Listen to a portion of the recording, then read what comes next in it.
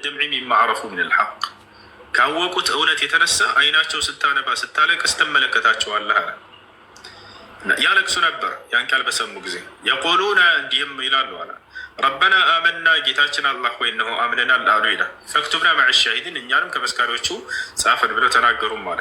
ወማ ለና ላ ኑእሚኑ ቢላሂ ወማ ጃአና ሚነል ሐቅ የመጣልንን እውነት የማንቀበለው ማን ስለሆን ነው? በአላህ የማናምነው ማን ስለሆን ነው እኛ ብለው ተናገሩም ይላል። ወነጥመዑ አን ዩድኪለና ረቡና መዐል ቀውሚ ሷሊሒን ይላል። እና ይህን የመጨረሻ አድርገው አያውን አሳየን እያላችሁ ነው። ላሳያችሁ የኢትዮጵያውያኖች ነጃሺ እና ከእርሱ ጋር ያሉ ቀሳውስቶችና መነኩሴዎች አምነው እንደነበር አላህ በቁርአን ላይ ቃል በቃል ይናገራል። እሱ ላሳያቸውና ወደ ቀጣይ እንሄዳለን። ሱረቱል ማኢዳ ሱረቱል ማኢዳ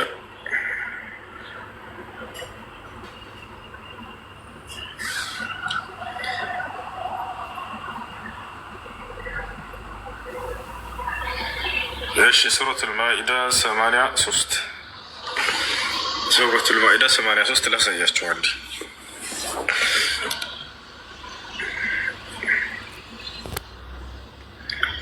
አልማኢዳ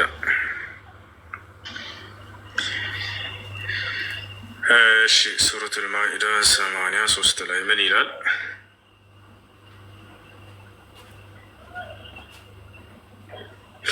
ያና ከ82 ጀምረን እናንብበው። ምን ይላል? አይሁዶችንና እነዚያን ያጋሩትን ለእነዚያ ላመኑት በጠላትነት ከሰዎች ሁሉ ይበልጥ የበረቱ ሆነው በእርግጥ ታገኛለህ። እነዚያንም እኛ ክርስቲያኖች ነን ያሉትን ለእነዚያ ላመኑት በወዳጅነት በእርግጥ ይበልጥ የቀረቧቸው ሆነው ታገኛቸዋለህ ይላል። ታገኛለህ። ይህ ከእነርሱ ውስጥ ቀሳውስትና መነኮሳት በመኖራቸው እነሱም የማይኮሩ በመሆናቸው ነው አለ። የአንቀጽ የሚናገረው ስለ ኢትዮጵያውያን ሀበሻውያን ስለ እነርሱ ላደረጉት ለአማኞች እንክብካቤ እየገለጸላቸው ነው። ለአማኞች ከአይሁዶች እነዚህ የተሻሉ እንደሆኑ ከተገለጸ በኋላ እንዳመኑም ይገልጻቸዋል። ምን አላቸው?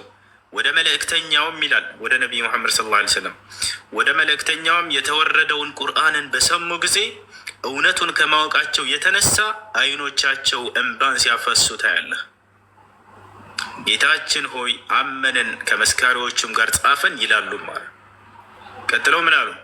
በአላህና ከእውነትም በመጣልን ነገር የማናመን ጌታችንንም ከመልካሞች ሰዎች ጋር ሊያስገባን የማንከጅለኛ ምን አለን አሉ።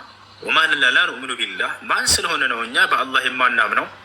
ወማ ጃአና ሚነል ሐቅ የመጣልንንም እውነት የማንቀበለው ማን ስለሆነ ነው እኛ እያሉ